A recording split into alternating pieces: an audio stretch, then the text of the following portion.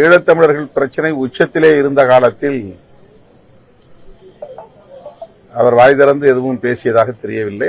அப்படி ஒரு கருத்து அவரிடத்திலே இருந்ததா என்றும் தெரியவில்லை.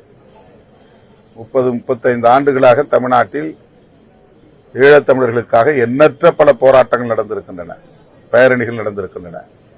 விடுதலை சிறுத்தைகள் நடத்திய மாநாடுகள், பேரணிகள், ஆர்ப்பாட்டங்கள், கருத்தரங்குகள் கணக்கில் அடங்காதவை.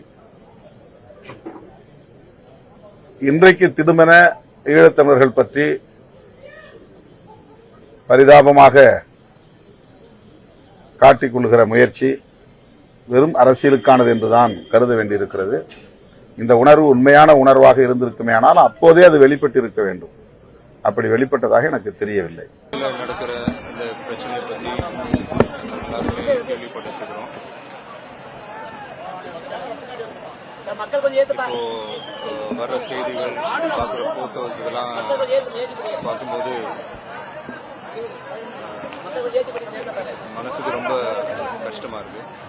ஸோ அதனால என்னுடைய நற்பணி இயக்கத்தில் இருக்கிற எல்லாரும் சேர்ந்து சென்னையில் மட்டும் இல்லை, தமிழ்நாடு ஃபுல்லாக இப்போ சொன்னாங்க கிட்டத்தட்ட 37 இடத்துல இப்போ உண்ணாவிரதம் நடந்துகிட்டு இருக்கு. ஈழத்தமிழர்கள் இருக்க இடம் இல்லாம, உடுக்க உடை இல்லாம, உணவு இல்லாம கஷ்டப்பட்டு இருக்கிறாங்க. இந்த நேரத்துல அவங்களுக்காக நாங்க எல்லாரும் இன்னைக்கு ஒரு நாள் உணவு இல்லாம இருக்கக்கூடாதா? அதுக்காக தான் இந்த உண்ணாவிரத போராட்டம். அதாவது என்னை நேசிக்கிற என் ரசிகைகளுக்கு ஒரு சின்ன வேண்டுகோள்.